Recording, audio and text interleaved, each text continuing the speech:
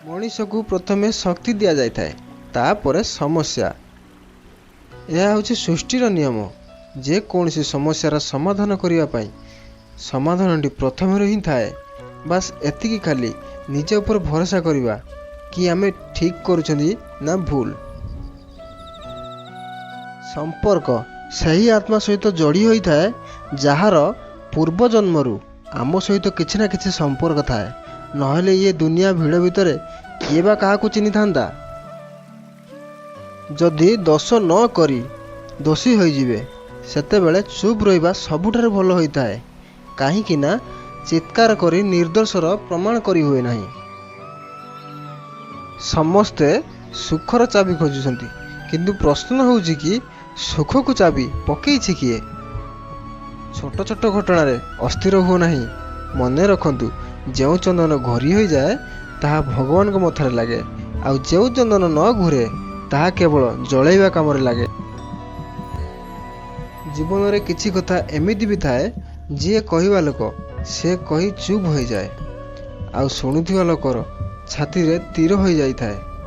ଚୁପ୍ ରୁହନ୍ତୁ, ନଚେତ୍ କିଛି ଏମିତି କୁହନ୍ତୁ ଯିଏ ଚୁପ୍ ରହିବା ଠାରୁ ଅଧିକ ମୂଲ୍ୟବାନ ହୋଇଥିବ।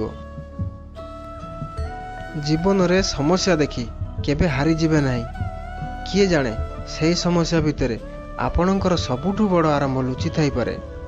ଯଦି କଷ୍ଟ ଅଧିକ, ତେବେ ସଫଳତା ବି ଅଧିକ ମିଳିବ। ଆମ କଷ୍ଟ ଯଦି ଅନ୍ୟ ପାଇଁ ଖୁସି ହୋଇଥାଏ ତାହେଲେ କିଛି କଥା ନାହିଁ, କିନ୍ତୁ ଆମର ହସଟା ଅନ୍ୟ ଜଣଙ୍କ ପାଇଁ ଯେମିତି କଷ୍ଟ ନ ହୋଇଯାଉ। ଜୀବନରେ କେବେ ପରିବର୍ତ୍ତନକୁ ଡର ନାହିଁ। ଯଦି ଆପଣ କିଛି ହରାଇ ପାରୁଛନ୍ତି, ତେବେ ତାଠୁ ବି ଅଧିକ ଆପଣ ପାଇପାରିବେ। ବିଶ୍ୱାସ କରନ୍ତୁ, ଯେତେ ଅଧିକ ଆପଣ ହରାଇବେ, ନିଶ୍ଚୟ ତାଠୁ ବେଶୀ ଆପଣଙ୍କୁ ମିଳିବ। କାହିଁକି ନା ଆମେ ଯେବେ କୌଣସି କ୍ଷେତ୍ରରେ ମଞ୍ଜି ବୁଣୁଛନ୍ତି, କିଛି ସମୟ ଅନ୍ତରରେ ସେ ଗୋଟିଏ ବୃକ୍ଷ ବା ଲତାରେ ପରିଣତ ହୋଇଯାଏ। ଯଦି ଆମେ କିଛି ଭଲ କାମ କଲା ପରେ ଆମକୁ ଲୋକେ ଖରାପ ଭାବନ୍ତି, ତେବେ ଆମକୁ ବହୁତ ଦୁଃଖ ଲାଗେ।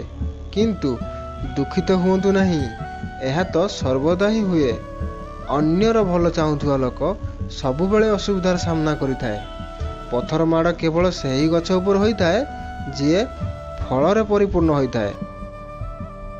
ଜୀବନରେ ଯଦି ଆଗକୁ ବଢ଼ିବାର ଅଛି, ତାହେଲେ କେବେ କେବେ କାଲାର ଅଭିନୟ କରିବାକୁ ହୁଏ। କାହିଁକି ନା ଆପଣଙ୍କ ମନୋବଳ ଭାଙ୍ଗିବା ପାଇଁ ଏଠି ବହୁତ ଲୋକ ଅଛନ୍ତି। ଯେଉଁ ପଇସା ଆମେ କମେଇ କରି ରଖିଛନ୍ତି ତାହା ଆମେ ଭୋଗ କରିପାରିବା, ଏହାର କୌଣସି ଭରସା ନାହିଁ। ଯଦି ଆମେ ସେହି ପଇସା କମେଇବା ଲକ୍ଷ୍ୟରେ କିଛି ପାପ କର୍ମ କଲେ, ତାହା ତ ଆମକୁ ଭୋଗିବାକୁ ପଡ଼ିବ, ଏହା ନିଶ୍ଚିତ। ଆମେ କରନ୍ତି କିଛି ଅଲଗା, କୁହନ୍ତି କିଛି ଅଲଗା, ଭାବନ୍ତି କିଛି ଅଲଗା, ଆଉ ଦେଖାନ୍ତି କିଛି ଅଲଗା, କିନ୍ତୁ ଆମ ବାସ୍ତବଟା କିଛି ଅଲଗା ହିଁ ହୋଇଥାଏ। ଏତେ ସବୁ ରୂପ ନେଇ ଆମେ ଜୀବନରେ ଖୁସି ଓ ଆନନ୍ଦର ଆଶା ରଖିବା କିପରି? ଭଲ ପାଇବା ଓ ସମ୍ମାନ ଦେବା ଏବଂ ଅପମାନ ଦେବା, ଏହା ଏକ ଗଚ୍ଛିତ ସମ୍ପତ୍ତି ପରି। ଆମେ ଯେତିକି ଅନ୍ୟକୁ ଦେବା, ଠିକ୍ ସେତିକି ସୁଧ ସಮೇତ ଆମକୁ ମିଳିଯିବ। ନିଜେ ହସ ଓ ଅନ୍ୟମାନଙ୍କୁ ବି ହସାଅ। ରହୁଛି, ନମସ୍କାର। ପୁଣି ଦେଖା ହେବ ନେକ୍ସଟ ଏପିସୋଡ଼ରେ। ଜୟ ଜଗନ୍ନାଥ।